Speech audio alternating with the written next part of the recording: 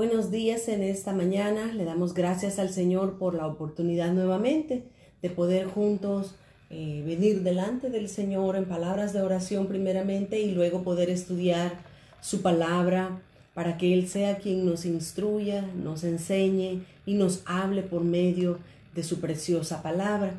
Quiero que por favor vengamos en palabras de oración delante del Señor mientras poco a poco nos vamos conectando todos para poder participar de la clase de este día. Quiero que oremos. Señor, te damos gracias por la oportunidad, la bendición, Dios mío, de poder estar delante de tu presencia.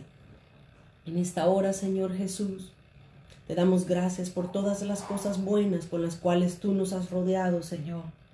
Por todas aquellas bendiciones que tú tienes preparadas para nosotros que podamos andar por ellas. Te rogamos en esta hora, Señor, que la cobertura de tu presencia, que la cobertura, Señor, de tu Espíritu Santo y que tu nube permanezca sobre nuestras vidas guardándonos, protegiéndonos, Señor, a tus hijos, a tus hijas, Señor, a sus familias, a sus casas, a sus propiedades, Señor. Que la cobertura del cielo sea sobre nosotros y que la sangre de Jesús pueda guardar nuestras vidas de toda destrucción, de toda dificultad, Señor, que sea sobre esta ciudad. En esta hora te lo rogamos y te lo pedimos, Señor. Así como también te rogamos porque tu Espíritu Santo, Señor, permanezca con nosotros desde el principio hasta el final de esta clase, Señor. Que podamos juntos poder ser edificados por medio de tu palabra. Que tu Espíritu Santo, Señor, transforme nuestro interior y nos pueda llevar de gloria en gloria y nos pueda transformar a tu imagen y a tu semejanza. En el nombre de Jesús oramos y ponemos en tus manos este tiempo. Amén, Señor, y amén. Muy buenos días. Continuamos con el estudio del libro del viaje de Israel. Este es un tema muy precioso, muy importante para todos nosotros que podamos conocer cómo el Señor ha dejado escrita en su palabra la trayectoria de su pueblo Israel por el desierto hasta llegar a la tierra prometida y que aprendamos de los errores de ellos. Así es que gracias por estar conectados. Ednita, buenos días, Dios te bendiga. Hermana Irmita, Dios me la bendiga. Mabelita, Janet, gracias por estar conectadas en esta mañana. Damos gracias al Señor, ¿verdad? Por la oportunidad que nos da de poder estudiar su palabra. La semana pasada estuvimos hablando y estuvimos viendo aspectos ya del caminar del pueblo de Israel. Ellos ya habían salido de Egipto, ellos habían cruzado el Mar Rojo, ellos comenzaron a bajar, a descender sobre la península del Sinaí y eso era lo que Dios les había indicado. Dios les había dicho, les había mostrado que la ruta del sur era la que ellos iban a seguir. Era un poco más larga, pero no tanto como 40 años.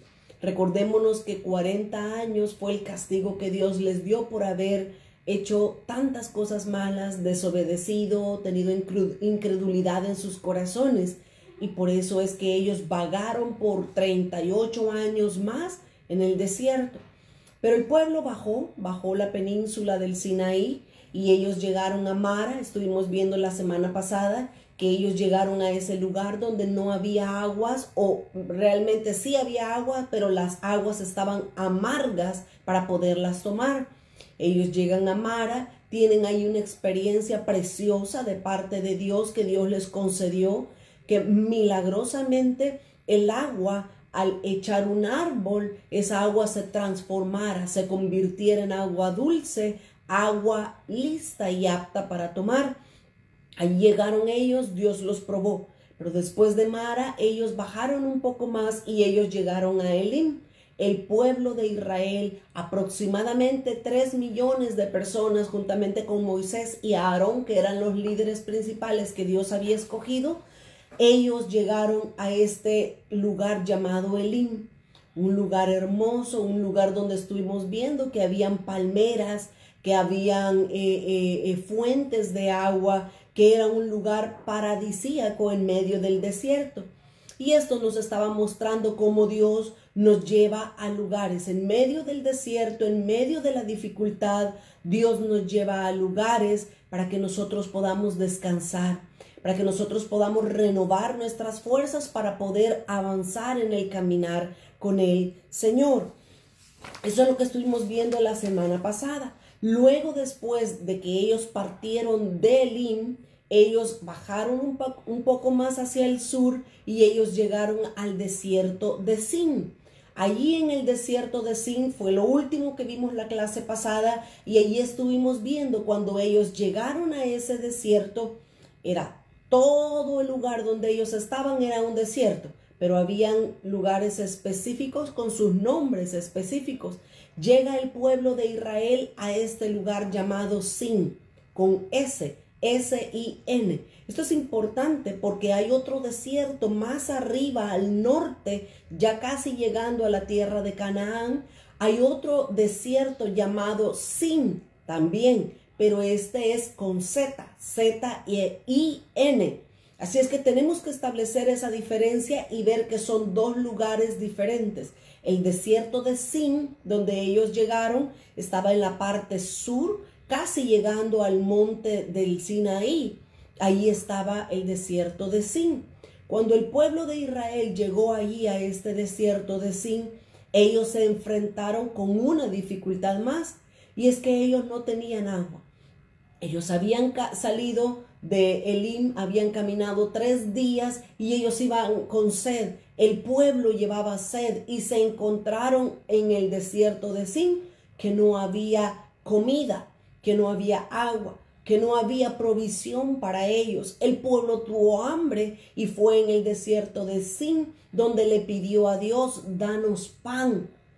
Lastimosamente, la mala actitud del pueblo de Israel es que ellos no clamaban a Dios, ellos no oraban a Dios, ellos no pedían implorando recibir la misericordia y el favor de Dios, sino que tristemente el pueblo de Israel una y otra vez ellos exigían a Moisés, exigían a Aarón y exigían a Dios lo que ellos necesitaban. La palabra de Dios nos dice en el Evangelio de Mateo que el Señor conoce nuestras necesidades. Dios conoce nuestras necesidades, pero eso no significa que no le vamos a pedir. Es todo lo contrario. Dios quiere que por medio de nuestras necesidades nosotros nos acerquemos a Él de la manera correcta.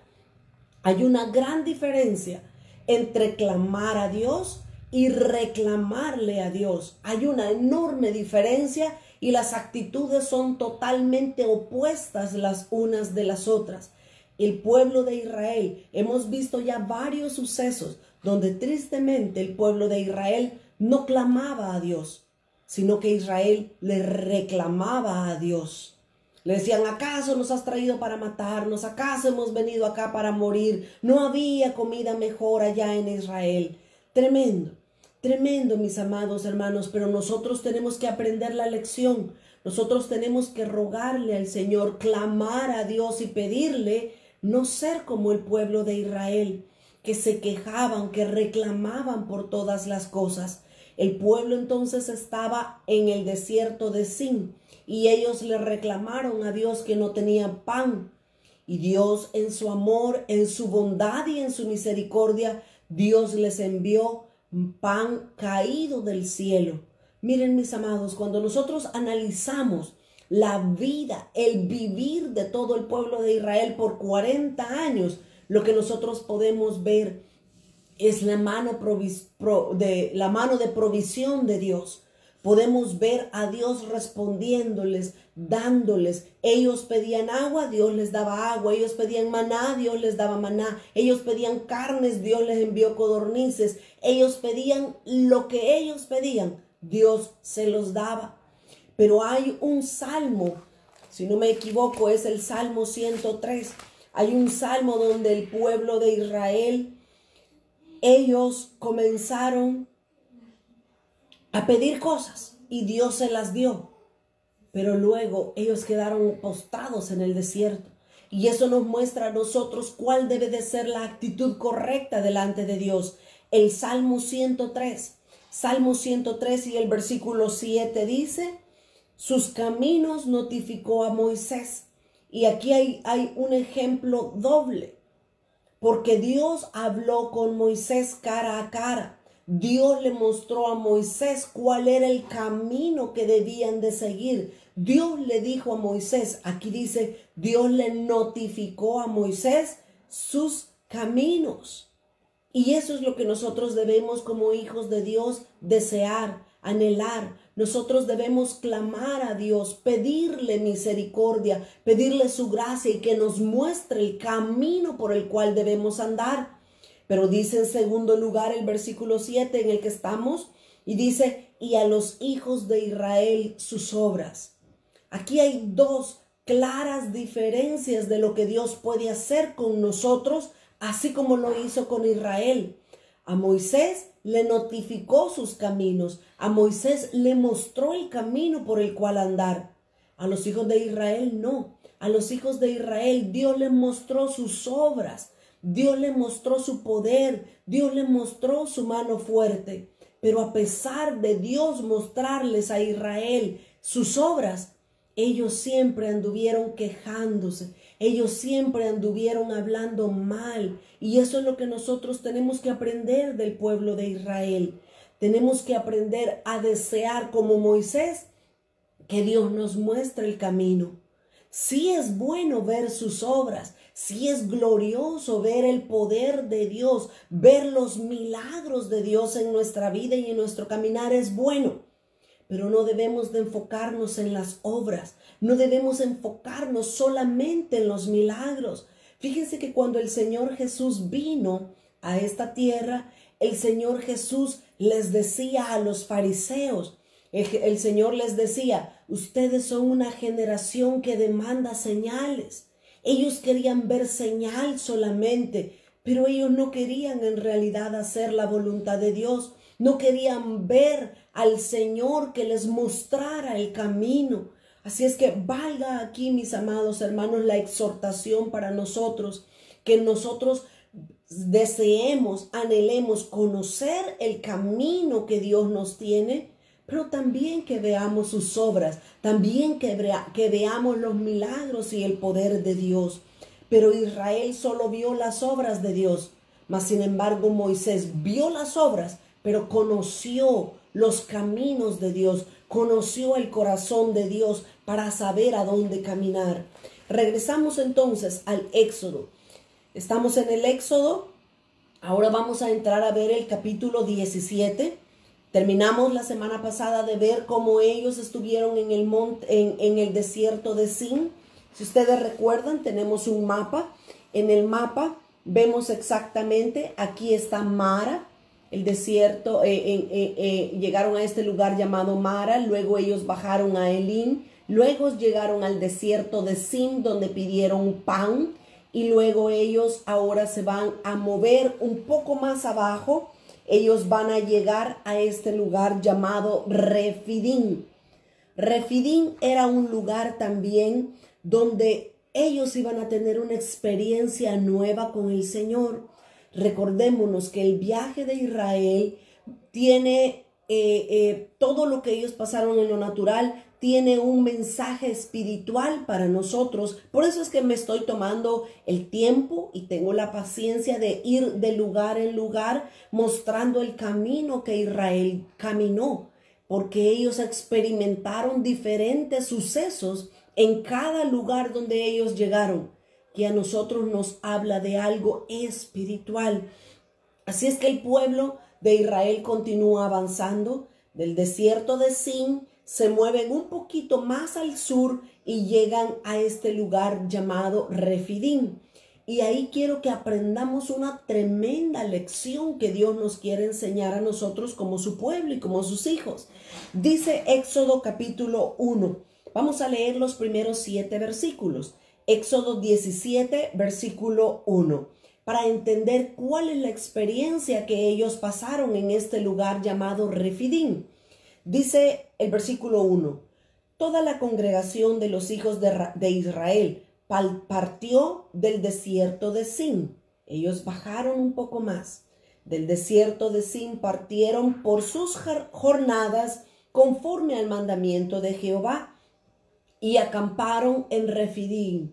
Mire, es importante. Este mapa es bien importante. Los estudiantes ya lo tienen con ellos, pero aquí llegan ellos a este lugar exactamente llamado Refidim. Allí llega el pueblo de Israel y allí experimentan algo nuevo de parte de Dios.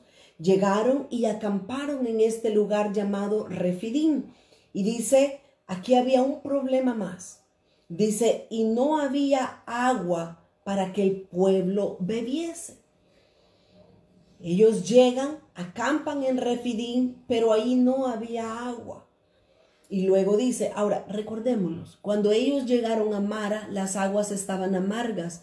Dios proveyó, Dios dijo a Moisés que cortara un árbol y lo echara al agua.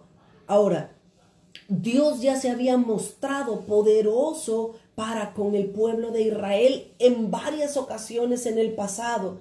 Ya eso era muestra suficiente de que para Dios no había nada imposible.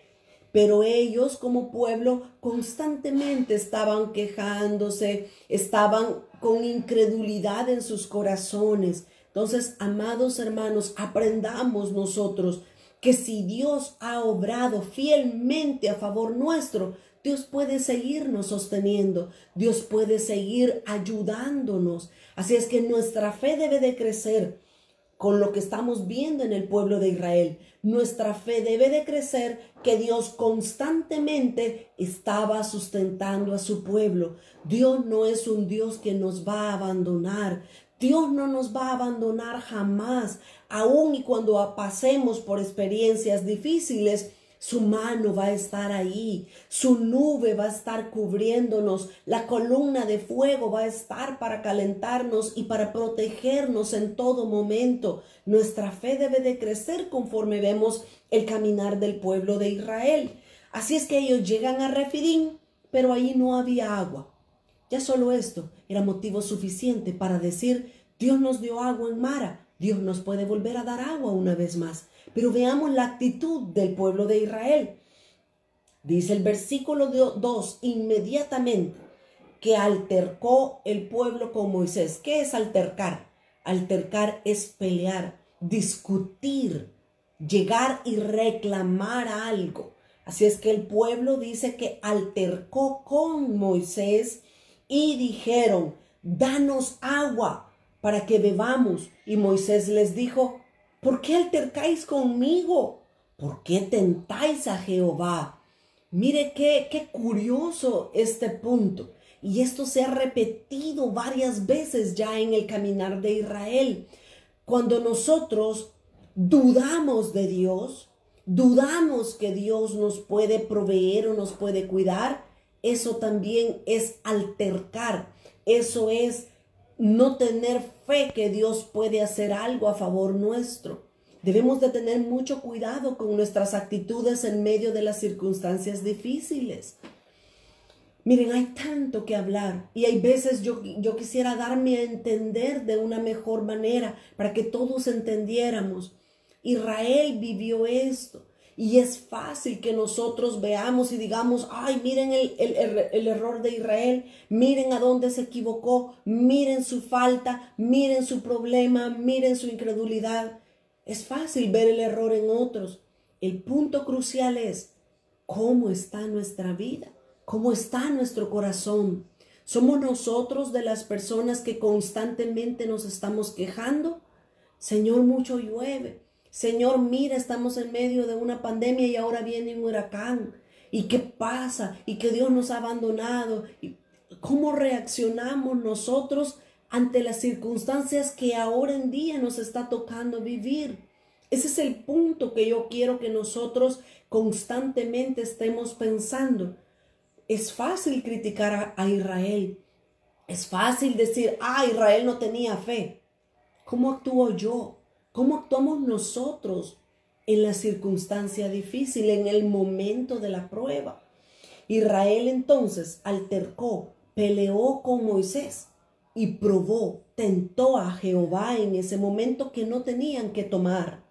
Y dice el versículo 3, así que el pueblo tuvo ahí sed y murmuró contra Moisés y dijo, ¿por qué nos hiciste subir de Egipto para matarnos de sed a nosotros y a nuestros hijos y a nuestros ganados? No era cierto esta queja. Moisés no había sacado al pueblo para matarlo en el desierto.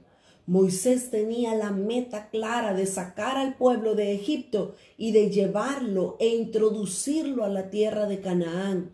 Pero ¿por qué el pueblo murmuraba? ¿Por qué se quejaba? ¿Por qué el pueblo creía que Moisés los había sacado para matarlos? No había razón. Pero continúa en el versículo 4 diciendo: entonces clamó Moisés a Jehová. Ve la diferencia. Hay una enorme diferencia entre clamar y reclamar. Es completamente opuesto, son dos polos opuestos. Nosotros tenemos que aprender a clamar a Dios. Clamar es una actitud de oración. Ahora, reclamar es decirle: tú nos has sacado para matarnos, tú nos has sacado para dejarnos postrados en el desierto, tú no nos puedes proveer. Son dos actitudes completamente diferentes. Cuando murmuramos en contra de Dios y en contra del liderazgo, estamos reclamándole a Dios, estamos reclamando al líder que Dios nos ha puesto. Mis amados hermanos, esta actitud, óigame bien, yo no quiero ser ni grosera ni ofensiva, yo no quiero ofender a nadie, pero cuando nosotros tenemos una actitud de reclamar, estamos teniendo una actitud de inmadurez en nuestras vidas. Cuando reclamamos, mostramos una actitud de inmadurez. ¿Sabe por qué? Porque son los niños los que constantemente se están reclamando. Son los niños espirituales y los niños en lo natural. Ellos son los que constantemente están diciendo: ¿y por qué no hay agua? ¿Y por qué no tenemos que comer? ¿Y por qué? ¿Y por qué esto? ¿Y por qué? ¿Y por qué? ¿Y por qué? ¿Y por qué? Un niño constantemente está reclamándole a Dios. Tengamos cuidado con nuestra actitud. Mire, cuando Dios nos señala un punto, cuando Dios nos muestra una actitud en nuestras vidas, nosotros tenemos que humildemente decirle: sí, Señor, ayúdame a cambiar esta actitud. El pueblo de Israel constantemente reclamaba a Dios, mostrando una actitud de inmadurez. Pero nosotros no debemos reclamar a Dios. Nosotros debemos de clamar a Dios. Debemos doblar nuestras rodillas y pedirle al Señor: ayúdanos, provéenos, susténtanos. Muy diferente ambas actitudes.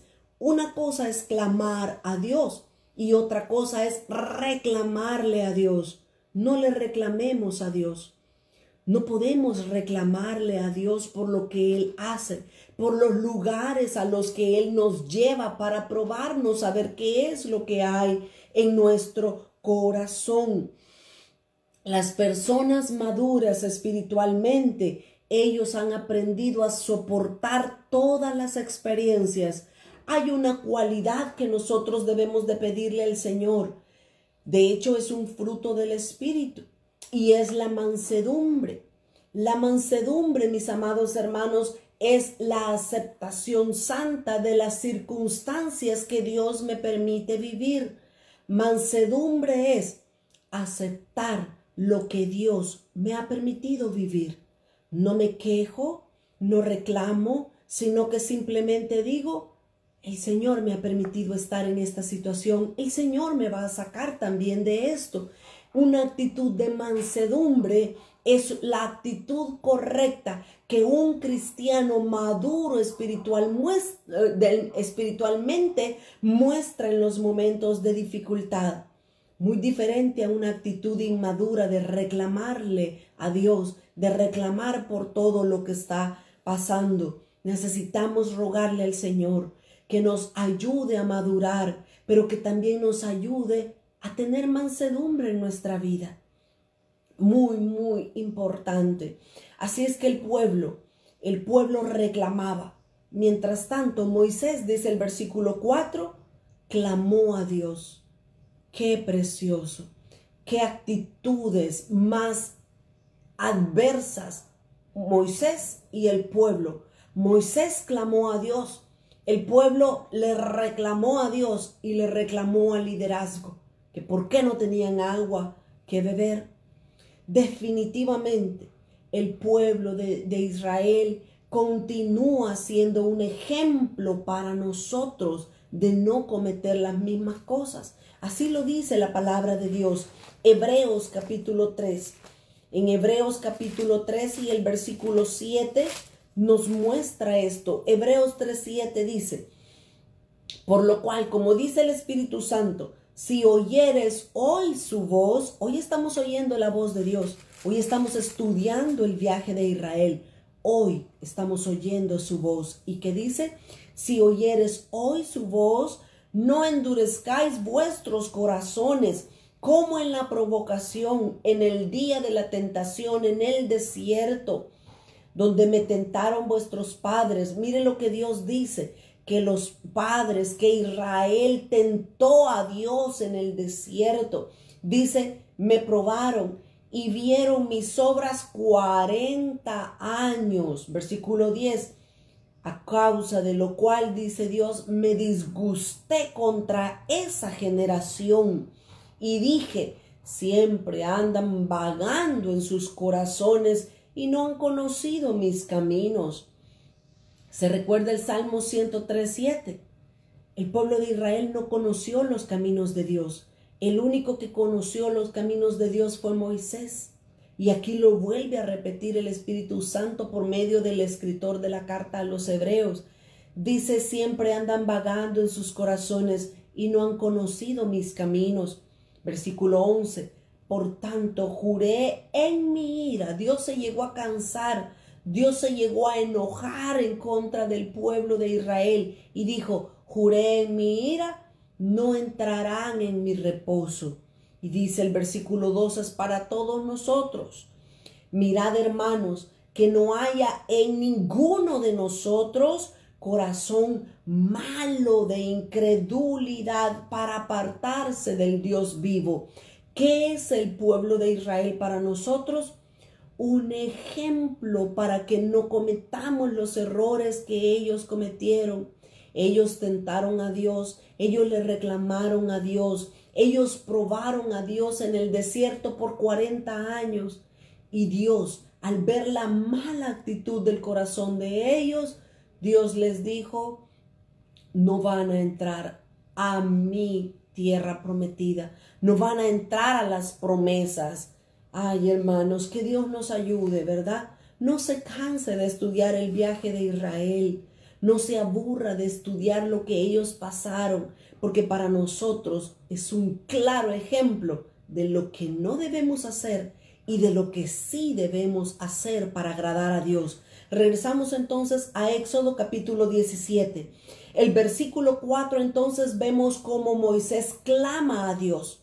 No le reclama. Moisés clama a Dios para que le muestre lo que debe de hacer. Vuelvo a leer el versículo 4. Estoy en Éxodo 17 y el versículo 4. Entonces clamó Moisés a Jehová diciendo, ¿qué haré con este pueblo? De aquí a un poco me apedrearán, dice Moisés. Y Jehová dijo a Moisés, aquí viene la respuesta hermosa de Dios para la necesidad del pueblo. Y Jehová dijo a Moisés, pasa delante del pueblo y toma contigo a los ancianos de Israel y toma también en tu mano tu vara con que golpeaste el río. El río se refiere al Mar Rojo, ¿verdad? Toma en tu mano la vara con que golpeaste el río y ve. Oiga por favor el versículo 6. Aquí está la lección espiritual que nosotros vamos a extraer de este pasaje y de esta situación. Versículos 6 y 7. Pongamos mucha atención. Dice, he aquí, el versículo 6, he aquí, yo estaré delante de ti, allí sobre la peña en Horeb, y golpearás, mire la instrucción que Dios le da a Moisés, y golpearás la peña, y saldrán de ellas aguas, y beberá el pueblo. Y Moisés hizo así en presencia de los ancianos de Israel. Versículo 7. Y llamó el nombre de aquel lugar Masá y Meriba.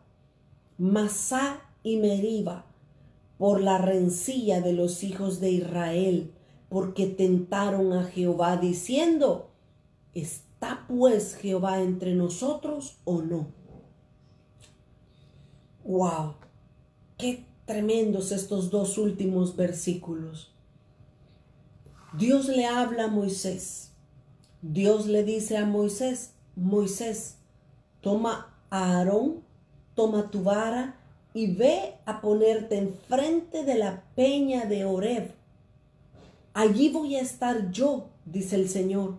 Ahí voy a estar yo en la peña de Horeb. Oiga, oiga. Dios iba a estar en la peña de Horeb y Moisés debía de agarrar su vara y golpear la peña para que de la peña brotara agua. Qué increíble ejemplo el que nos ha dejado Dios en este pasaje. En primer lugar, mis amados, la peña de Horeb nos está hablando ¿de quién? De Cristo. La peña, la roca, nos habla de Cristo. Quiero que vayan conmigo, por favor, a Primera de Corintios. Cada significado de la palabra de Dios, nosotros no nos lo inventamos. El significado lo obtenemos de la Biblia misma. Nadie debe de inventar nada. Todo está escrito en su palabra. La Biblia se interpreta con la Biblia misma. Por eso es que dice Primera de Corintios capítulo 10 y voy a leer desde el versículo 1 hasta el versículo 4, hablando de lo mismo del viaje de Israel, y quiero llegar al punto donde veamos que la roca, la peña de Horeb que se está hablando ahorita en Éxodo 17:6, la peña de Horeb nos habla de Cristo. Esa peña, esa roca es una figura de Cristo. Así lo dice la Escritura. Primera de Corintios capítulo 10 y versículo 1. Porque no quiero, hermanos, que ignoréis que vuestros padres, o sea, el pueblo de Israel, todos estuvieron bajo la nube y todos pasaron el mar. Y todos en Moisés fueron bautizados en la nube y en el mar. Y luego dice el versículo 3, y todos comieron el mismo alimento espiritual. ¿Cuál era el alimento espiritual? El maná, el pan que descendió del cielo. Luego dice, y todos bebieron de la misma bebida espiritual. ¿Cuál era la bebida espiritual? El agua que saltó, el agua que brotó de la peña. Esa era la bebida espiritual que Dios les tenía a ellos. Y oiga lo que dice, porque bebían de la roca espiritual. Y oiga, la roca espiritual que los seguía. Y la roca era Cristo. ¡Qué precioso! La peña de Horeb, la roca nos habla ¿de quién? La roca nos está hablando de Cristo, dice esta Escritura. Así es que mire por favor, yo voy con despacio, yo voy con mucho cuidado para que nosotros entendamos la figura que Dios ha querido dejarnos plasmada en este relato y en esta historia. La peña de Horeb, esa roca, esa peña, viene a ser un símbolo de Cristo. ¿Y qué fue la orden que Jehová Dios le dijo a Moisés? Dios le dijo a Moisés, Moisés, agarra tu vara y golpea la roca. ¿Quién es la roca? La roca es Cristo. ¿Por qué Moisés debía de golpear la roca? ¿Por qué? Eso tiene un significado espiritual. La roca es Cristo. La vara es un símbolo de la cruz de Cristo. Es de madera. La vara es un símbolo de castigo, pero también es un símbolo de maldición y de bendición. ¿Por qué? Porque lo mismo era Cristo en la cruz del Calvario. Cristo en la cruz fue hecho, dice la Biblia, maldición por nosotros, pero a la misma vez Cristo en la cruz era bendición para nosotros, porque cuando Él recibe la maldición de Dios por los pecados, nosotros recibimos la bendición. Así es que este pasaje en específico esto que estaba sucediendo era una figura de lo que Cristo iba a sufrir en la cruz del Calvario. Moisés, como figura de todo el pueblo, como figura de todo ser humano, Moisés golpeó la roca. Moisés golpeó a Cristo, porque Cristo iba a tener que sufrir el castigo, así como lo dice Isaías 53. El herido fue por nuestra rebelión, castigado fue Cristo por nuestra desobediencia. Así es que miren, mis amados hermanos, lo que estaba sucediendo aquí. ¿Hasta qué punto nos lleva? Hasta el punto de mostrarnos que Cristo iba a ser crucificado, iba a ser golpeado, iba a ser maltratado por todos nosotros. El herido fue por nuestras rebeliones y castigado por nuestros pecados. De eso nos está hablando la peña de Oreb. Moisés golpeando la peña de Oreb. Pero de esa peña, de esa roca de Cristo iba a salir agua. Agua de vida eterna. Agua que salte para vida en nuestras vidas. Valga la redundancia. Ahora, esto sucedió aquí. Esto sucedió en Refidim. Era un lugar específico. Pero miren, yo quiero que nosotros veamos este mismo relato volvió a suceder por segunda ocasión. Y yo quiero que aquí veamos la diferencia para que no nos confundamos. Dios lo que hizo aquí fue una figura de lo que Cristo iba a vivir en la cruz del Calvario. Cristo siendo golpeado por la vara, por el castigo de Dios. Pero por segunda ocasión, con el pueblo de Israel, volvió a suceder lo mismo. Vaya por favor conmigo a Números capítulo 20. Unas páginas más adelante. Números capítulo 20 y desde el versículo 1 hasta el versículo 13 está el relato de lo que pasó. Es un relato similar, pero no es el mismo. Son dos sucesos diferentes. Cuando nosotros vemos en Éxodo 17, 6, ahí Moisés tuvo que golpear la peña de Oreb para que saliera agua. Pero aquí el suceso es diferente. Los lugares son completamente diferentes. Veámoslo. Dice Números capítulo 20, versículo 1. Llegaron los hijos de Israel, toda la congregación, al desierto de Sin. Vea la diferencia. Ahora el desierto de Sin no está con S como en Éxodo 17. Ahora en el desierto de Sin con Z es un desierto completamente diferente. El desierto de Sin está acá. Ahí está el desierto de Sin. Pero la primera experiencia de la roca, de la peña de Oreb. Pero el segundo desierto, del capítulo 20 de Números, está en la parte arriba. Mire qué gran diferencia.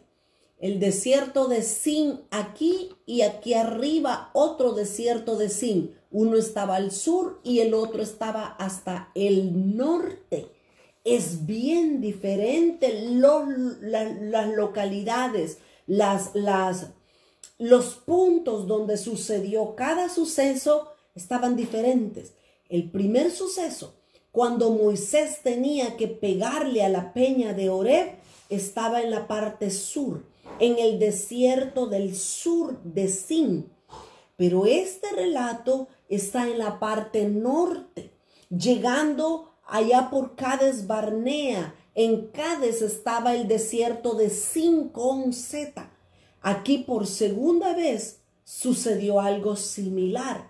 Entonces, ya teniendo en nuestra mente la ubicación, que son dos lugares diferentes, una al sur y la otra al norte, dice que ellos llegaron al desierto de Sin. Estoy en Números 20 y el versículo 1. En el mes primero, y acampó el pueblo en Cades. El desierto de Zin estaba en la parte norte y acamparon en Cades. Ahí estaba el desierto de Zin, en la ciudad que se llama Cades, Cades Barnea, ¿verdad? Y ahí murió María y ahí fue sepultada. María murió allá arriba en el norte, no en el sur, en el desierto de Zin con S. María murió y la enterraron en Cades, allá en el desierto del norte de Zin. Y luego dice el versículo 2, y porque no había agua para la congregación, se juntaron contra. Oiga, otra vez el pueblo quejándose. Qué difícil, ¿verdad? Qué cansado ha de haber sido para Dios ver las quejas constantes del pueblo de Israel. Y dice, y se juntaron contra Moisés. El pueblo se juntó porque no tenían que tomar agua. Se juntaron contra Moisés y contra Aarón. Y versículo 3, y habló el pueblo contra Moisés, diciendo, ojalá hubiéramos muerto cuando perecieron nuestros hermanos delante de Jehová. Versículo 4, ¿por qué hiciste venir la congregación de Jehová a este desierto para que muramos aquí y nosotros y nuestras bestias? ¿Y por qué nos has hecho subir de Egipto para traernos a este mal lugar? No es lugar de sementera, de higueras, de viñas, ni de granadas, ni aún de agua para beber. Mire cómo se quejaba el pueblo constantemente. Reclamaban, murmuraban. Versículo 6.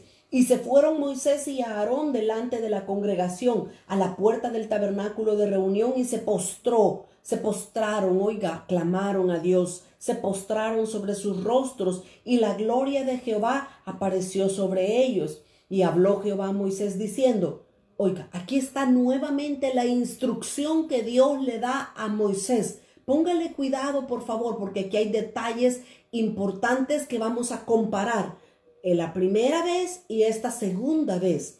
Dice entonces el versículo 8, toma la vara, nuevamente, toma la vara y reúne la congregación tú y Aarón tu hermano. Oiga, y Jehová les dijo, y hablad a la peña. Esta no era la peña de Oreb, era otra peña, era otra roca. Y Dios aquí, la instrucción clara que le da a Moisés fue, háblale.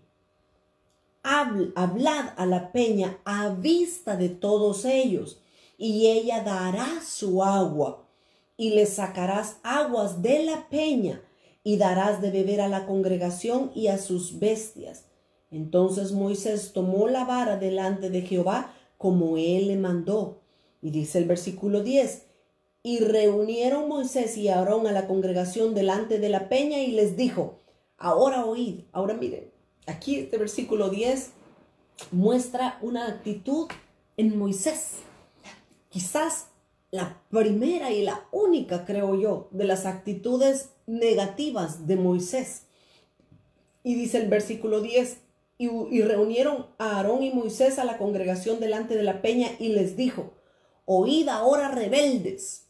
Aquí muestra que Moisés estaba un poco molesto, un poco disgustado, un poco bastante airado, porque les dijo rebeldes.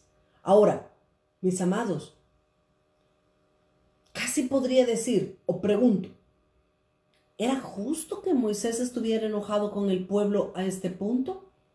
Ya varias veces se habían equivocado, varias veces el pueblo había actuado mal. Ahora, el hecho de que el pueblo, el hecho de que una persona actúe mal, no significa que nosotros vamos a mostrar una mala actitud. Aquí Moisés, como decimos en buen salvadoreño, se salió del huacal. Aquí Moisés se salió, se saltó la barda, porque dice que Moisés les dijo, oíd rebeldes. No tenía Moisés por qué hablar así. Dios no le hablaba a Moisés de esa manera. Pero pues Moisés estaba un poco molesto. Y dice, oíd ahora rebeldes, ¿os hemos de hacer salir aguas de esta peña? Estaba enojado Moisés. Y como él estaba molesto, dice el versículo 11, entonces alzó Moisés su mano y golpeó Ay, ay, ay, qué tremendo. ¿Qué fue lo que Dios le dijo a Moisés que debía de hacer con la peña? Hablarle. Pero dice el versículo 11 que Moisés, como estaba enojado, no le habló. Moisés golpeó la peña con su vara y la golpeó 2 veces. Y dice, y salieron muchas aguas y bebieron la congregación y sus bestias. Pero mire el versículo 12. Y Jehová dijo a Moisés y a Aarón, por cuanto no creísteis a mi voz, para santificarme delante de los hijos de Israel, por cuanto desobedecisteis a mi voz, por tanto no meteréis esta congregación en la tierra que les he dado. Wow. Y dice el versículo 13, estas son las aguas de la rencilla, por las cuales contendieron los hijos de Israel con Jehová, y él se santificó en ellos. Ahora, permítame, ya leímos lo que la Escritura dice y está bastante claro. Solo déjeme extraerle los puntos que quiero comparar en este momento. En Éxodo capítulo 17 y en el versículo 6, hemos visto la primera vez que Dios le habló a Moisés y Dios le dijo, Moisés, háblale a la peña de Oreb para que brote agua. Y esta primera vez es figura de que Cristo iba a ser golpeado, que iba a ser sacrificado en la cruz, que iba a ser colgado en el madero por nuestras rebeliones, por nuestros pecados. Pero Cristo, al estar en la cruz, de él iba a brotar aguas de vida eterna para que nosotros pudiéramos recibir salvación. La primera vez es figura. Ahora, la segunda vez, aquí en Números capítulo 20, la segunda vez sucedió algo similar. Dios le dijo a Moisés, Moisés, háblale por favor a la peña para que brote agua. ¿Por qué Dios la primera vez dijo golpea y por qué la segunda vez le dijo háblale? ¿Por qué? La diferencia es clara. Cristo, dice la palabra de Dios, que su sacrificio fue un sacrificio suficiente para poder limpiar a toda la humanidad de sus pecados. Ahora, Cristo fue sacrificado una sola vez. Ya Cristo no necesita padecer una segunda vez. Pero aquí Cristo siempre sigue siendo figura o representando la roca, o la roca representando, mejor dicho, a Cristo. Entonces, Cristo, la roca, no puede ser golpeado 2 veces. No puede ser maltratado 2 veces por nuestros pecados. Una sola vez es necesario y suficiente para perdonar nuestros pecados. Ahora, la segunda ocasión, Moisés debía de hablarle a la roca. Y eso muestra lo que nosotros debemos de hacer ahora. Ya no podemos seguir maltratando a Jesús, ya no podemos seguirlo castigando porque el sacrificio perfecto Él lo hizo y lo hizo a la mejor manera. Jesús se sacó el 100 en el examen que le tocó pasar de la cruz. Ahora nosotros, la segunda ocasión, no debemos golpear la peña. Hoy nosotros no debemos estar golpeando a Cristo, exigiéndole a Cristo, diciéndole, tú ya lo hiciste, ahora yo me lo merezco, yo soy tu hijo y tengo que vivir bien. Si no me lo das, me enojo. Si no me lo das, no tenemos que reclamar, ni mucho menos de una manera caprichosa, golpear la peña. ¿Qué es lo que ahora nosotros debemos hacer delante de la peña? Hablarle. Es todo lo que tenemos que hacer. Nosotros tenemos no que golpear a Cristo, tenemos que hablarle a la peña para que broten agua. Ahora, miren, esto nos enseña a nosotros lo que debemos de hacer. Ahora debemos hablarle a la roca que es Cristo, pero también nos enseña el peligro de no hablarle a la roca, sino que como Moisés golpearla 2 veces. Ahora, fíjense, lo que Moisés hizo aquí fue realmente grave. Gravísimo fue lo que Moisés hizo la segunda ocasión en el desierto de Sin, en Cádiz. Fue grave, ¿sabe por qué? Porque Moisés quebrantó un patrón que Dios estaba diciendo. Moisés quebrantó el ejemplo que Dios estaba dejándonos a nosotros. Ahora, ¿por qué Moisés falló? Porque se enojó en contra del pueblo. Cuando nosotros, mire, solo para muestra un botón, como se dice. Cuando nosotros nos enojamos, mostramos el verdadero carácter que tenemos. ¿Sí? Miren, nosotros podemos parecer con toda la gente y decir, ay, qué linda la hermana, qué dulce, qué amorosa. Hágame algo, a ver cómo reacciono. Ese va a ser mi verdadero carácter. Ahora pongámoslo del otro lado de la pantalla. Cuando usted esté enojado, cuando usted está molesto, las actitudes, la reacción que usted tiene es el verdadero carácter que tenemos y que Dios desea transformarnos. Aquí Moisés mostró el carácter que tenía. Moisés era una persona mansa, dice la Escritura, pero había algo en su corazón, una pequeña semillita de enojo en su corazón y lo hizo actuar mal. Lo hizo actuar de una manera que hasta cierto punto lo descalificó de entrar a la tierra prometida. Mis amados, yo quisiera que ustedes lo vieran al igual que yo de la magnitud de la gravedad que es lo que Moisés hizo. Moisés les dijo rebeldes. Moisés cuando estaba enojado golpeó la piedra porque estaba molesto, porque estaba enojado y la golpeó 2 veces. Y el agua brotó, el agua salió. Miren, no sé si ustedes han visto personas que le reclaman a Dios. Y dicen, Dios, si tú no me das de comer, por poner un ejemplo, si tú no me das de comer, ya no vuelvo a la iglesia, me retracto del cristianismo, hago todo eso. Y Dios en su misericordia les provee y les da alimento. Es lo que sucede acá. A pesar de que Moisés había golpeado la roca 2 veces y no le había hablado, a pesar de eso el agua brotó. Pero las consecuencias, esas no se las quitaron a Moisés. Fíjese lo que dice el versículo 2, estoy en Números 20:12. Y Jehová le dijo a Moisés y a Aarón, los 2 fueron castigados. Moisés y Aarón fueron castigados por Dios y ninguno de los 2 entró a la tierra prometida. Ay, mis amados hermanos, miren, aquí estamos hablando de descalificarse de entrar en la tierra. Lo he dicho casi que en todas las clases.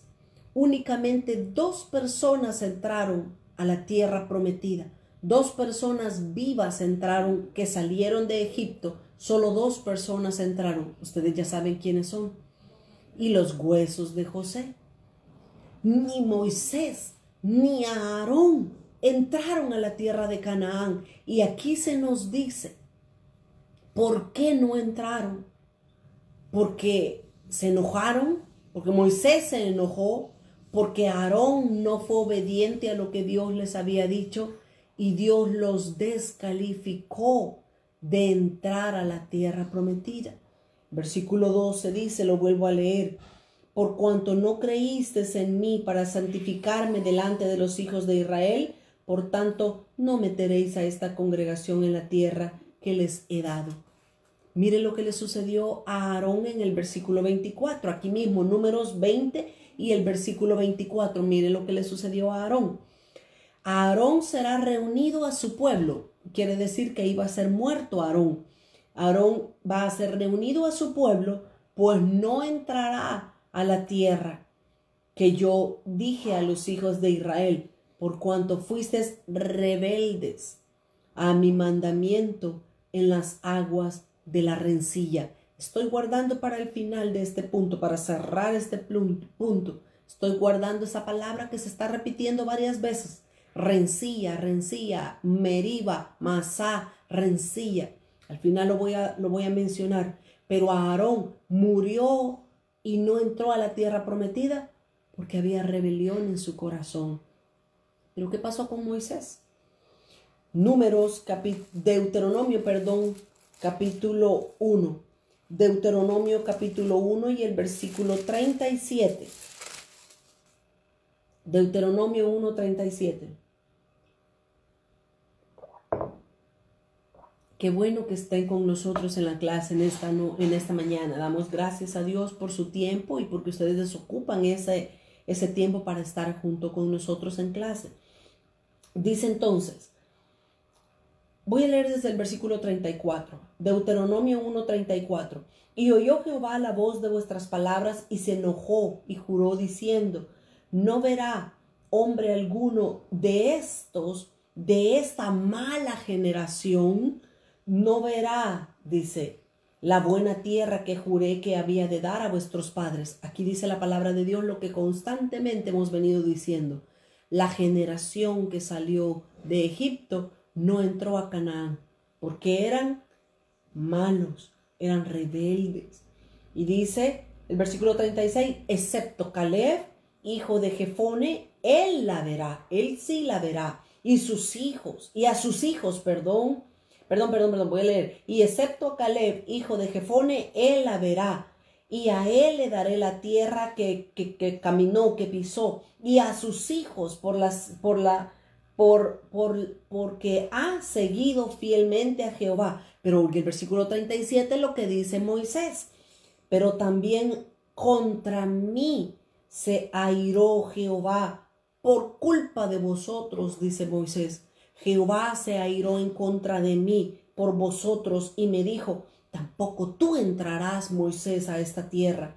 Y dice el versículo 38, Josué, hijo de Nun, el cual te sirve, él entrará allá. Anímale porque él la hará heredar la tierra. Aquí vemos claramente, solo Josué y Caleb entraron a la tierra prometida. Ni siquiera Moisés. ¿Por qué? Porque Dios lo castigó, porque se enojó, se airó en contra del pueblo, habló mal, actuó mal, golpeó la peña 2 veces y Dios le dijo, Moisés, quebrantaste el mandamiento, quebrantaste la figura que yo estaba dejando, te castigo y no vas a entrar a la tierra prometida. Miremos cómo terminó Moisés para concluir este punto. Capítulo 32 de Deuteronomio, capítulo 32 y versículo 48. Miremos cómo terminó Moisés. Deuteronomio capítulo 32, versículo 48.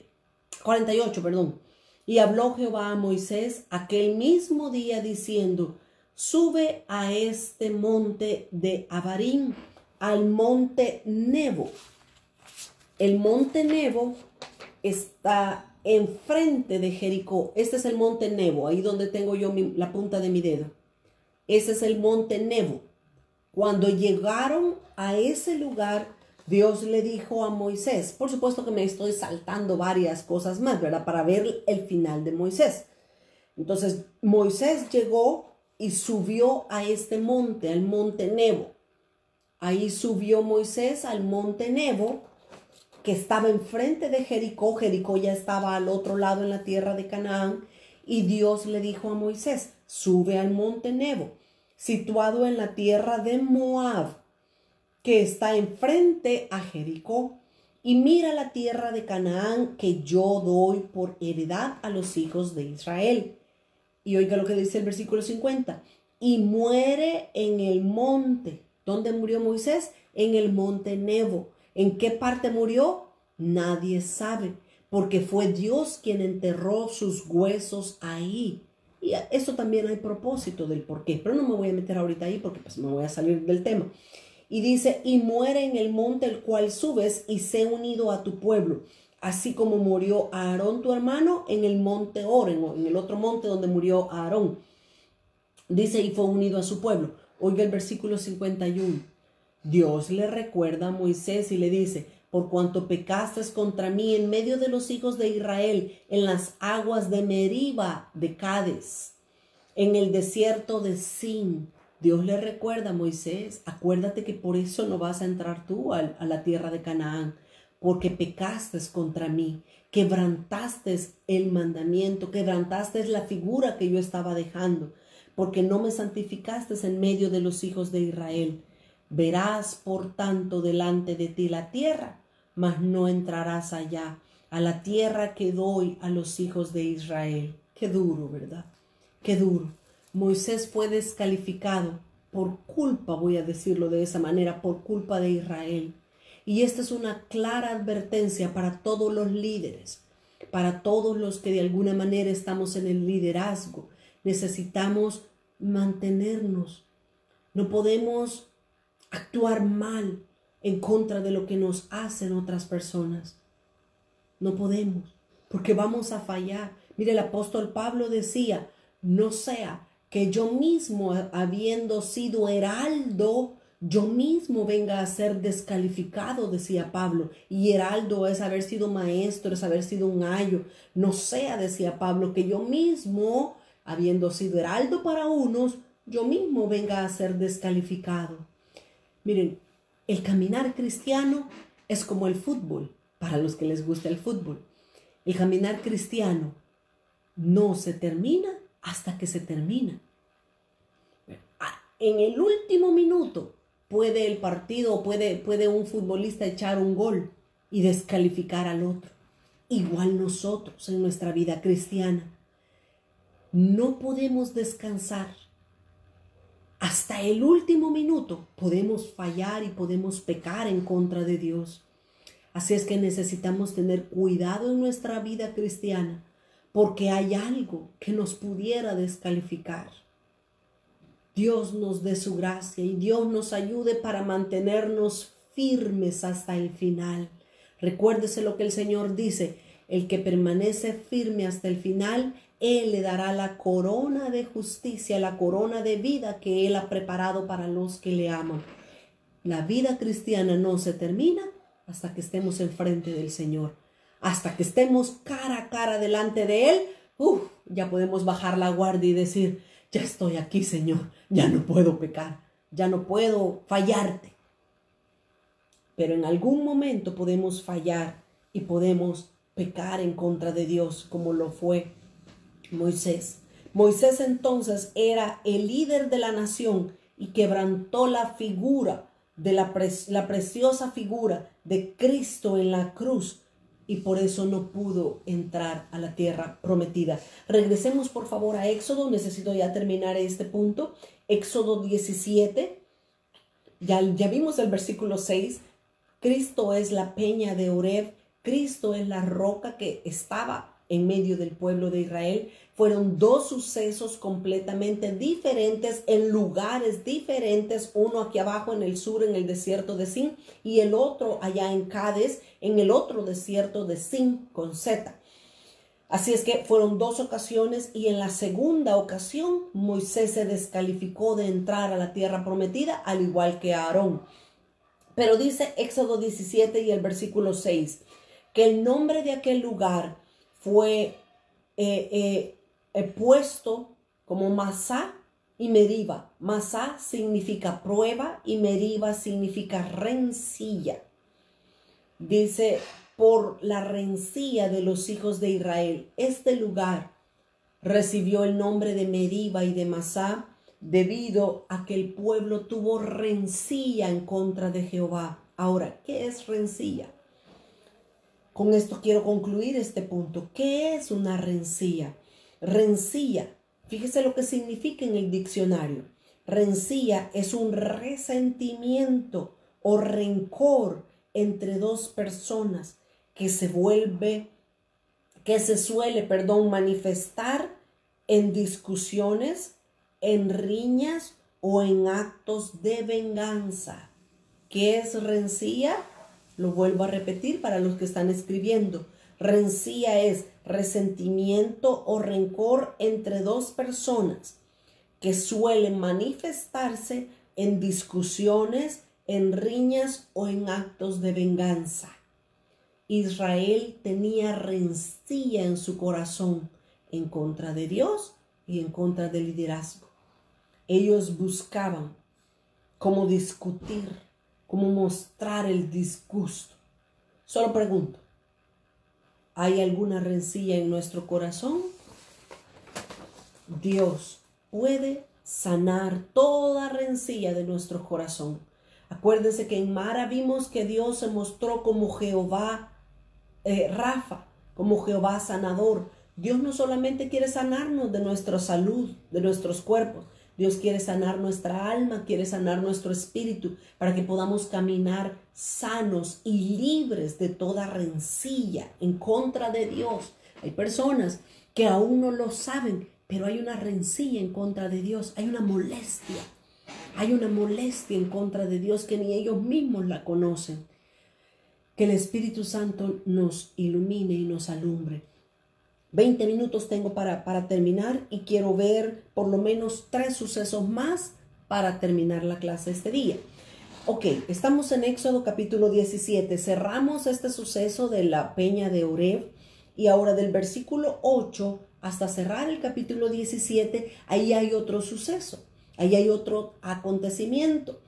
El pueblo de Israel ahora se tiene que enfrentar a una batalla en contra de los amalecitas. Éxodo capítulo 17, el versículo 8 dice: entonces vino a Amalec y peleó contra Israel en Refidim. Israel permanecía, Israel seguía allí en Refidim. Aquí básicamente sucedieron 2 cosas. Primero, la peña de Oreb que brotó agua, pero en segundo lugar en Refidim vemos que también el pueblo de Israel se tuvo que enfrentar contra los amalecitas. La primera vez, fíjese qué importante es esto, la primera vez que el pueblo de Israel se iba a enfrentar a una batalla fue cuando recién habían salido de Egipto que los venían siguiendo y el Mar Rojo estaba al frente, ¿se recuerdan? Esa fue la primera vez que ellos se iban a enfrentar a una batalla, pero ellos no tenían arma, ellos no sabían cómo pelear. Así es que Dios les dice: ustedes tranquilos, no se preocupen. Moisés toca el agua, el mar se abre, el pueblo pasa en seco, luego el mar se cierra y Dios venció a Faraón y a todo su ejército. La primera batalla que Israel pasó, no peleó. Jehová peleó por ellos y venció a Faraón. Pero esta segunda batalla, Dios no la pelea. Dios les dice a ellos que peleen y ellos tienen que aprender a pelear. Ahora, una vez más, este nuevo suceso nos muestra verdades espirituales a nosotros. Yo quiero que juntos con la palabra del Señor veamos qué es lo que nos muestra esta segunda batalla. Dice que ellos tenían que pelear en contra de Amalec en Refidim, pero dice el versículo 9: y dijo Moisés a Josué: escógenos varones y sal a pelear contra Amalec. Mañana yo estaré sobre la cumbre del collado y la vara de Dios en mi mano. E hizo Josué como le dijo Moisés, peleando contra Amalec. ¿Quién peleó contra Moisés? Josué. Ya vamos a ver de qué es símbolo Josué. Pero luego dice, estaba peleando Josué contra Amalec. Y Moisés y Aarón y Hur subieron a la cumbre del collado. Y sucedía que cuando alzaba Moisés su mano, Israel prevalecía, mas cuando él bajaba su mano, prevalecía Amalec. Y las manos de Moisés se cansaban, por lo que tomaron una piedra y la pusieron debajo de él, y se sentó sobre ella, y Aarón y Hur sostenían sus manos, el uno de un lado y el otro del otro. Así hubo en sus manos firmeza, hasta que se puso el sol. Versículo 13. Y Josué deshizo a Amalec y a su pueblo a filo de espada. Y Jehová dijo a Moisés: escribe esto para memoria en un libro, y di a Josué que raeré del todo la memoria de Amalec de debajo del cielo. Y Moisés edificó un altar y llamó su nombre Jehová Nisi. Otro nombre de Dios que se muestra acá, Jehová Nisi. ¿Qué es Jehová Nisi? Jehová es nuestro estandarte. Y dijo, por cuanto la mano de Amalec se levantó contra el trono de Jehová, Jehová tendrá guerra contra Amalec de generación en generación. Veamos rápidamente qué es lo que significa o de qué nos habla este segundo encuentro para pelear contra los enemigos, en este caso Amalec. ¿Quién era Amalec? ¿De qué nos habla Amalec? Amalec era nada más y nada menos que nieto de Esaú. Génesis capítulo 36 y el versículo 12. Génesis 36 y el versículo 12 nos dice, y Timna fue concubina de Elifaz, hijo de Esaú, y ella le dio a luz a Amalec. Estos son los hijos de Ada, mujer de Esaú. Esaú tuvo un hijo. Esaú, su hijo se llamaba Elifaz, y Elifaz tuvo un hijo y su hijo se llamaba Amalec. Entonces, Amalec es nieto de Esaú. Pero ¿por qué tiene importancia de quién era nieto o con quién estaba relacionado?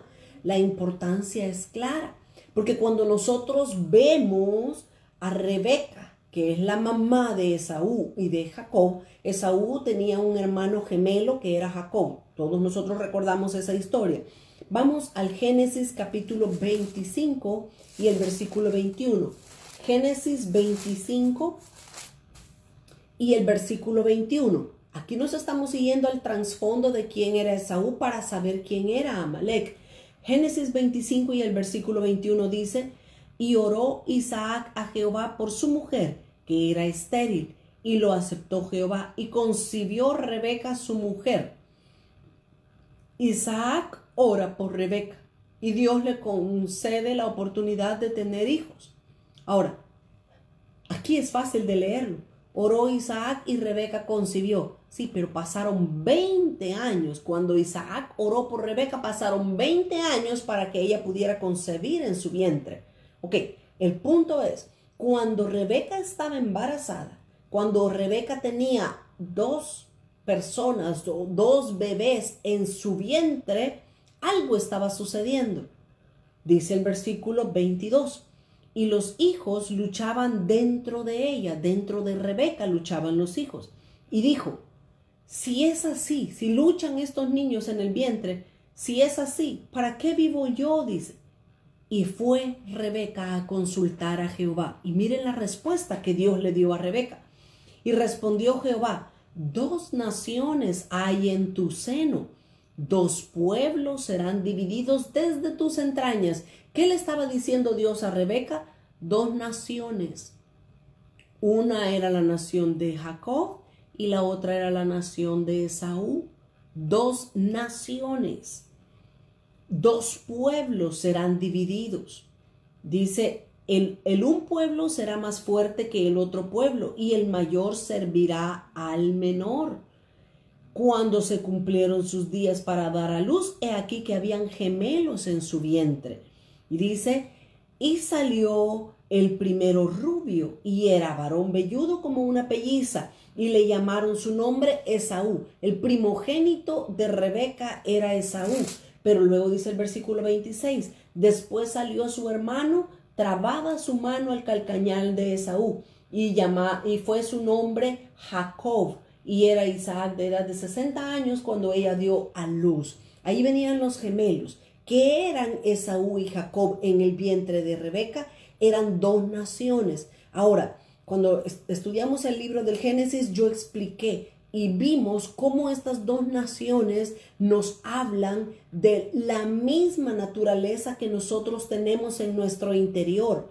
Todos nosotros tenemos 2 naturalezas, así como Rebeca estaba embarazada de 2 niños. Las 2 naturalezas que nosotros espiritualmente tenemos en nuestro interior es la naturaleza espiritual, pero la naturaleza carnal. Jacob fue el hombre que se dejó que Dios trabajara en él. Jacob pasó de ser un hombre torcido a ser un hombre recto delante de Dios. Jacob nos habla de la naturaleza espiritual que nosotros tenemos. el Espíritu, deja que Dios obre en nosotros, fluye conforme al deseo y a la voluntad de Dios. Pero Esaú nos habla de la carne, de la naturaleza pecaminosa que nosotros también tenemos. Nosotros tenemos las dos naturalezas, la naturaleza espiritual que no peca, pero tenemos la naturaleza carnal, que es lo que Pablo decía en capítulo 7 de Romanos, decía, miserable de mí, ¿quién me librará de este cuerpo de muerte? Porque tenemos dentro de nosotros esa naturaleza que constantemente quiere pecar, que constantemente busca las cosas que le desagradan a Dios. Pero en Romanos capítulo 8 vemos que Pablo nos lleva hasta el punto que nos dice, ustedes tienen que aprender a ser espirituales, tienen que dejarse guiar por el Espíritu y no guiarse según la carne, según los deseos de la carne. Ahora, estamos en el Éxodo capítulo 17 y en el versículo 8. Amalek. Amalek es figura ¿de qué? Amalek es figura de la carne para nosotros. Amalek significa cabeza de naciones. Y Amalek es figura de la carne, porque en Amalek hay muchas cabezas de muchas naciones. Muchas cosas que tiene la naturaleza carnal que nosotros tenemos.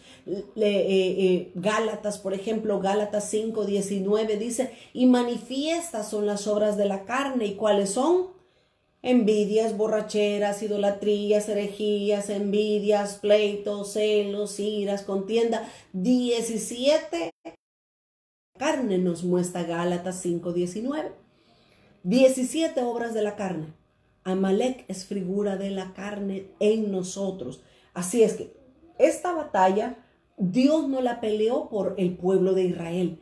Esta batalla el pueblo la tuvo que pelear. Y por eso es que nosotros entendemos, nuestra lucha no es contra sangre ni carne. Nuestra lucha no es con las personas. Nuestra lucha es con nosotros mismos. Estamos durmiendo con el enemigo, porque la lucha que nosotros tenemos es con nuestro interior. Debemos de morir a nuestra naturaleza carnal. Debemos de pedirle al Señor que nos ayude a vencer nuestra naturaleza. Ahora, aquí en el relato nos da el Señor la clave. Dos claves importantes nos da Dios cómo vencer a Amalek, cómo vencer la carne. La primera de ellas es levantando nuestras manos como lo hizo Moisés. ¿Y de qué nos habla eso?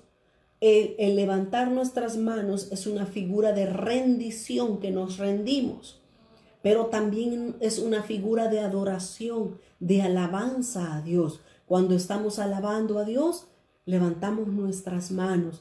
Vencemos, bueno, tres claves para adorar, para vencer nuestra naturaleza carnal. Primero, cuando nos rendimos a Dios.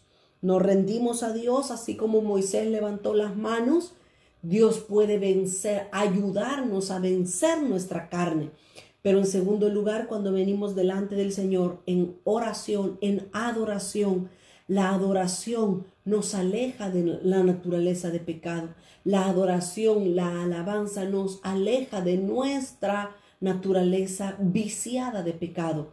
Pero la tercera clave está en el versículo 13, que dice que Josué deshizo a Amalek y a su pueblo a filo de espada. Tres cosas como podemos destruir nuestra naturaleza carnal. Dice que Josué deshizo a Amalek. Lo deshizo, oiga, no lo mató, lo deshizo. Nuestra naturaleza carnal debe de deshacerse. ¿Quién lo va a hacer? Nosotros, mientras nos rendimos. Josué fue a pelear. Josué agarró la espada en su mano y deshizo a Amalek. Dice Hebreos 4:12, porque la palabra de Dios es viva y es eficaz. Es más cortante que una espada de doble filo, que penetra hasta partir el alma y el espíritu, que separa las intenciones del corazón del alma. La palabra de Dios es la que separa las coyunturas de los tuétanos. Es, mis amados hermanos, la palabra de Dios la que nos ayuda a vencer nuestra naturaleza carnal. Muchas veces las personas se preguntan y dicen, ¿yo cómo hago para vencer? Siempre me enojo, siempre hablo mal, siempre tiro las cosas, siempre tiro patadas, siempre muerdo a la gente. ¿Qué hago? ¿Cómo venzo? Agarre la palabra de Dios. La palabra de Dios es la que nos purifica. Su palabra es la que nos limpia a nosotros. Mire lo que dice 2 de Corintios capítulo 3 y el versículo 16. 2 de Corintios 3, 16. ¿Qué es lo que nos va a ayudar a vencer nuestra naturaleza de pecado? Ok, aquí estamos. Nos salimos un momentito del aire. Dice 2 de Corintios capítulo 3 y el versículo 17 y 18. Porque el Señor es el Espíritu. El Señor es el Espíritu, y donde está el Espíritu del Señor, ahí hay libertad. Por tanto, nosotros, mirando a cara descubierta como en un espejo la gloria del Señor, somos transformados de gloria en la misma imagen como por el Espíritu del Señor. Cuando nosotros estudiamos la palabra de Dios, esta palabra es un logos. Estas son letras, si bien es cierto, es la palabra de Dios, es logos. Pero cuando nosotros estudiamos el logos, de repente la palabra se hace un rema. El Espíritu hace rema una palabra y la convierte en vida dentro de nosotros. Esa palabra es la que nos transforma. Esa palabra es lo que hace que la naturaleza carnal de pecado que nosotros tenemos sea rota, sea deshecha. Acuérdense, Josué tenía la espada en su mano, que es un símbolo de la Biblia, de la palabra de Dios, y con la espada deshizo a Amalek. Y Amalek es un símbolo de la carne. ¿Cómo vamos a vencer nuestra carne? Con la palabra de Dios. Mire por favor lo que dice Juan, el Evangelio de Juan. Juan capítulo 8 y el versículo 31. Juan 8, 31. Fíjese, este versículo también es clave en lo que estamos hablando. Juan 8 y el versículo 31 dice: dijo entonces Jesús a los judíos que habían creído en él: si vosotros permanecéis en mi palabra, seréis. ¿Cómo dice? Si dice Jesús, si ustedes permanecen en mi palabra, escudriñándola, estudiándola, no se aburran de estudiarla. Por favor, alguien dice, es que yo no tengo tiempo para estudiar la Biblia. Para todo hay tiempo debajo del sol. Si usted no tiene tiempo en el día, levántese 1 hora, 2 horas temprano o acuéstese 1 hora más tarde. Todos tenemos tiempo cuando la prioridad es la prioridad. Dice Jesús entonces, si vosotros permanecéis en mi palabra, seréis verdaderamente mis discípulos. Entonces quien no quiere estudiar y escudriñar la palabra, no es discípulo de Dios, porque no permanece en su palabra. Luego dice el versículo 32, y conoceréis la verdad. ¿Qué es la verdad? La palabra de Dios. Es Cristo mismo la verdad. Sí, y conoceréis la verdad, y la verdad os hará libres, dice. Pero ahora, póngame atención por favor a esto. Yo estoy a punto de terminar. Hay una palabra que es logos, pero hay una palabra que se hace rema. Deja de ser logos y se hace un rema en nuestras vidas. La palabra de Dios, todos los 31.102 versículos que hay en la Biblia, todos estos versículos son el logos de Dios, son letras. Pero cuando viene el Espíritu Santo, como decía allá 2 de Corintios 3, 16 y 17 que leímos, cuando la palabra de Dios, el logos, cobra vida, es lo que dice aquí. La verdad nos hará libres. La verdad no es el conocimiento que tenemos en la cabeza. La verdad es lo que nosotros entendemos de la palabra de Dios. Yo quiero que todos ustedes me sigan, por favor, y si hay alguien que no entiende esta parte, que me lo escriba, que me lo diga, yo lo puedo leer ahí, lo puedo ver. Cuando nosotros estudiamos el logos de Dios, en algún momento el Espíritu Santo va a hacer que algún versículo cobre vida en nosotros y eso se hace un rema. Esa es la verdad que nos cambia. El Espíritu Santo dándole vida a logos, convirtiéndose en rema, eso es lo que nos cambia. Mire, una persona puede conocer toda la Biblia. Así se los digo literalmente. Una persona puede saber homilética, hermenéutica, una persona puede ser apologeta, una persona puede conocer todo lo que quiera en cuanto a la Biblia. Pero si el conocimiento está aquí, en la cabeza, es logos.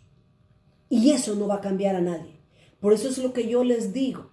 Yo no estoy dando información. Yo lo que quiero es que seamos transformados por la palabra de Dios.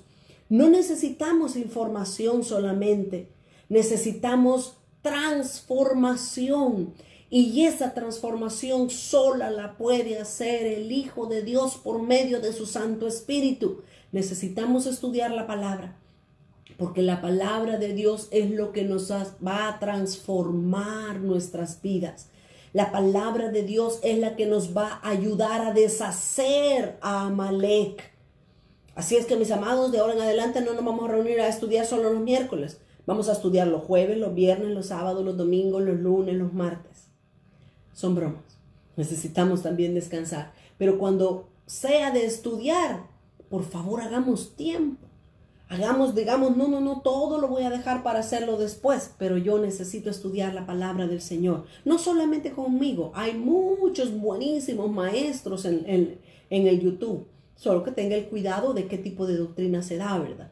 Pero necesitamos aprender, porque lo que entendemos de logos se hace un rema y es lo que nos transforma. Y conoceréis la verdad, y la verdad os hará libres. El Espíritu de Dios va a transformar nuestras vidas conforme nosotros estudiamos la palabra. Pero si no la estudiamos, es un poco más difícil para poder recibir esa transformación. Dios es el que hace la obra. Dios es el que nos transforma, el que nos cambia. Rapidito yo termino con este punto. Amalek entonces es figura de la carne y va a ser deshecha. ¿Por qué? Por medio de la palabra de Dios, por medio de nuestra rendición a Dios, por medio de nuestra consagración, por medio de la adoración a Dios. Josué es figura del Espíritu Santo. El Espíritu Santo es quien agarra la palabra en su mano como espada y quien deshace a Amalek. Josué entonces representa o es figura del Espíritu Santo. A Aarón. Aarón representa el sacerdocio. Los líderes nos van a ayudar también a nosotros. Líderes ungidos, líderes enviados de Dios nos van a ayudar a que la naturaleza de pecado pueda ser deshecha dentro de nosotros. ¿Qué estaba haciendo Aarón? Allá, sosteniéndole las manos a Moisés para poder ganar la batalla. También Ur levantaba la otra mano de Moisés. Y Ur significa noble, real. Es una figura de nosotros. Cuando nosotros nos rendimos, somos nobles, le dejamos al Señor y le decimos, sí, Señor, córtame con tu espada, transforma mi vida. Estamos siendo nobles y estamos permitiendo que Dios nos transforme. Y Moisés, por supuesto, es un tipo de libertador que es Cristo. Así es que la historia o la guerra que Israel tuvo en contra de Amalek nos habla de la guerra que nosotros también vamos a tener con nuestra naturaleza carnal. Ahora mire, yo termino con esto. La clave, la importancia de este suceso de Amalek es que nosotros tenemos que darnos cuenta que tenemos que pelear todos los días con nuestra carne. No hay ningún día que nosotros no le vamos a dar tregua, ni que nosotros nos vamos a acomodar. Ay, hoy no voy a orar, hoy no voy a estudiar la palabra de Dios. Si hacemos eso, Amalek va a agarrar terreno. Acuérdese, Moisés estaba con sus manos para arriba, rendido en adoración a Dios. Pero si Moisés se cansaba y bajaba las manos, Amalek prevalecía. Si usted y yo nos cansamos de adorar, de rendirnos, de leer, estudiar la palabra de Dios, la carne va a comenzar a vencer en nosotros. ¿Qué tenemos que hacer? Pedirle al Señor que nos dé sus fuerzas y constantemente tener nuestras manos levantadas para prevalecer en contra de Amalek. La guerra espiritual, mis amados, la libran el Espíritu Santo y Cristo, pero si nosotros se lo permitimos. Me faltaron dos cosas más, que es el capítulo 18, ya entrando el capítulo 18 y 19, pero todo eso lo vamos a ver la próxima semana y vamos a continuar con nuestro estudio del viaje de Israel. Muchas gracias a todos por haber estado pendientes de la transmisión y de la clase de este día. Vamos a orar y vamos a pedirle al Señor. Estamos creyendo, estamos confiando en la cobertura de Dios para nuestras vidas. Estamos rogándole al Señor que nos cuide. Está a punto de entrar un huracán en la ciudad bueno, realmente va a entrar en Texas y en Luisiana. Houston queda un poquito afuera, pero igual necesitamos pedirle al Señor cobertura por nosotros. Démosle gracias al Señor y nos despedimos. Padre, te damos gracias en esta hora por la oportunidad que tú nos das, Señor, de poder estudiar tu palabra. Ayúdanos, Espíritu Santo, para poder ser transformados por medio de tu Espíritu. Que la palabra de Dios se haga un rema en nosotros y que nos ayude a deshacer la carne que hay dentro de nosotros, Señor. Te rogamos en estas horas que vienen, Señor, que cubras nuestras vidas, las vidas de tus hijos, sus posesiones, Señor. Cúbrelas en contra de todo huracán, Señor, en contra de todo viento, tormenta, dificultad, Señor. Nos quedamos en tus manos y descansamos en ti, que tú estarás con nosotros, así como estuviste con Israel y en ningún momento los dejaste abandonados.